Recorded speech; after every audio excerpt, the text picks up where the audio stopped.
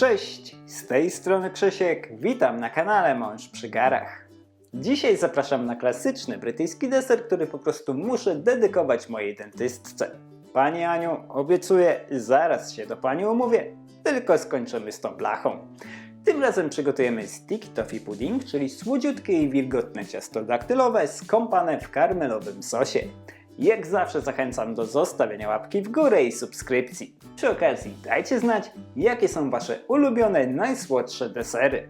Zapraszam Was na film i biorę się do roboty. Przygotowanie naszego ciasta zaczynamy od namoczenia daktyli. Do średniej miski przesypuję 250 g pokrojonych w drobną kostkę daktyli. Do owoców dodaję 250 ml gorącej, świeżo zagotowanej wody i płaską łyżeczkę sody oczyszczonej. Zawartość naczynia krótko mieszam i upewniam się, że wszystkie kawałki daktyli są pokryte płynem.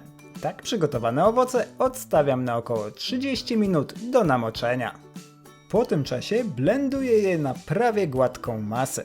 Tym razem używam do tego blendera ręcznego, ale równie dobrze sprawdzi się malakser, a nawet i zwykły widelec. Wszystko zależy od tego, co macie pod ręką. Po uzyskaniu odpowiedniej konsystencji odstawiam daktyle na bok i zajmuję się składnikami suchymi. Potrzebuję 300 g mąki pszennej, u mnie typ 500 oraz 2 łyżeczek proszku do pieczenia. Składniki suche przesiewam przez drobne sitko, żeby pozbyć się wszelkich grudek, które mogą czaić się gdzieś w mące lub proszku do pieczenia. Po przesianiu dodaję do nich niewielką szczyptę soli i krótko mieszam całość przy pomocy rózgi, tylko do równego rozprowadzenia dodatków. Miskę ze składnikami suchymi na chwilę odstawiam.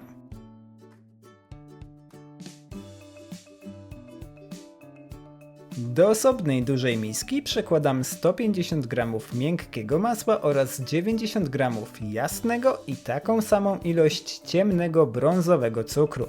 Jeśli nie macie pod ręką dwóch rodzajów cukru, spokojnie użyjcie takiego, jakiego macie. Smak będzie trochę inny, ale nadal wyjdzie pysznie.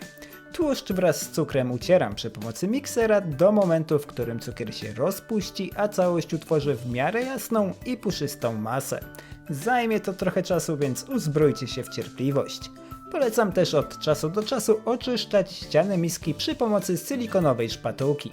Da Wam to pewność, że wszystkie składniki łączą się ze sobą tak jak powinny. Po uzyskaniu odpowiedniej konsystencji dodaję do masła 3 duże jajka. Robię to powoli, po jednym naraz i za każdym razem dokładnie ucieram zawartość miski przed dodaniem kolejnego. W ten sposób jajka połączą się z tłuszczem o wiele szybciej niż gdyby wlać je wszystkie naraz. Po wykorzystaniu wszystkich jajek dodaję do masy zblendowane daktyle oraz 2 łyżeczki ekstraktu waniliowego. Jeśli nie macie pod ręką ekstraktu, można podmienić go na pastę waniliową lub cukier z wanilią. Zawartość naczynia krótko mieszam, tylko do równego rozprowadzenia daktyli i wanilii. Około 30 sekund powinno wystarczyć. Po tym czasie wlewam do masy 180 ml mleka i krótko mieszam tylko do równego rozprowadzenia płynu. Wszystkie składniki potrzebne do przygotowania deseru powinny być w temperaturze pokojowej, dlatego wyjmijcie je z lodówki na przynajmniej godzinę przed przygotowaniem ciasta. Na tym etapie ciasto będzie bardzo ziarniste. Jest to całkowicie normalne i nie ma się czym przejmować. Masa w dużej mierze wygładzi się po dodaniu mąki. A skoro już o niej wspominam, to dodaję ją w kilku partiach po kilka łyżek naraz i za każdym razem delikatnie łączę ją z masą przy pomocy silikonowej szpatułki. Jeśli chcecie, możecie użyć miksera, ale sposób ze szpatułką daje niemal 100% pewność, że nie przemieszacie ciasta. Po wmieszaniu całej mąki ciasto nadal będzie lekko ziarniste. Nie przejmujcie się tym, wyjdzie dobrze. Gotowe ciasto przelewam do blaszki o rozmiarach 18 na 28 cm. Spód blachy wyłożyłem wcześniej papierem do pieczenia, a jej boki natłuściłem i opruszyłem mąką. Masę rozprowadzamy równą warstwą po całej powierzchni formy i wyrównuję jej wierzch. Forma z ciastem trafia do piekarnika rozgrzanego do 170 stopni Celsjusza w funkcji góra-dół na około 40-50 minut do chwili, kiedy wykałaczka wbita w najgrubsze miejsce wychodzi czysta, a wierzch deseru będzie sprężysty w dotyku. Jeśli ciasto zbyt szybko nabierze koloru, przykryjcie je kawałkiem folii aluminiowej lub papieru do pieczenia.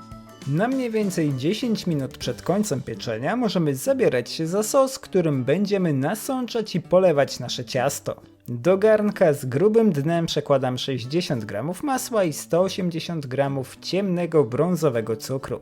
Następnie dodaję około połowę z 240 g 36% śmietanki.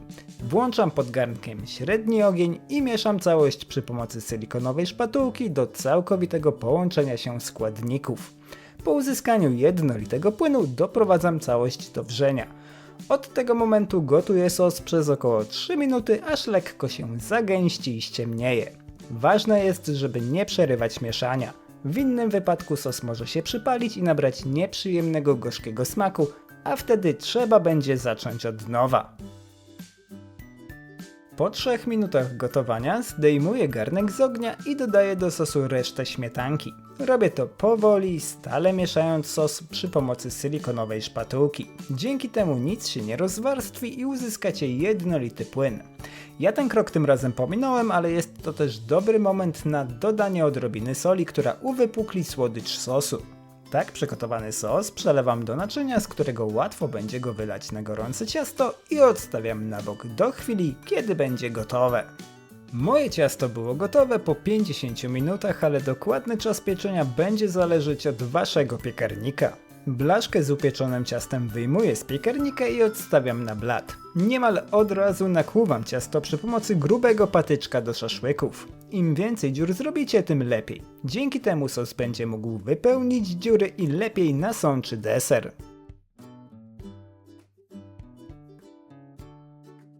Wylewam połowę gorącego sosu bezpośrednio na dziury i staram się pokryć nim niemal cały wierzch ciasta. Trzeba zrobić to od razu, póki ciasto jest jeszcze gorące. Nie wylewajcie całego sosu, drugą połowę zostawcie sobie do polewania pojedynczych kawałków.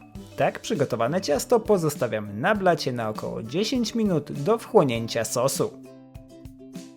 Po tym czasie od razu kroję deser w kawałki, polewam gorącym sosem i podaję najlepiej w towarzystwie gałki lodów waniliowych. Ciasto najlepiej smakuje na ciepło, ale nie martwcie się, po podgrzaniu na drugi dzień jest równie pyszne. Deser wychodzi mocno karmelowy w smaku, niesamowicie lekki i puszysty, a jednocześnie wilgotny. Co ciekawe, ciasto wcale nie jest mocno słodkie, wręcz przeciwnie. Większość słodyczy pochodzi raczej z sosu. Całość stanowi pyszną, mocno uzależniającą kompozycję, którą polecam absolutnie każdemu. Dajcie znać, czy przepis wam się spodobał. Życzę wam smacznego i do zobaczenia w kolejnym filmie. Cześć!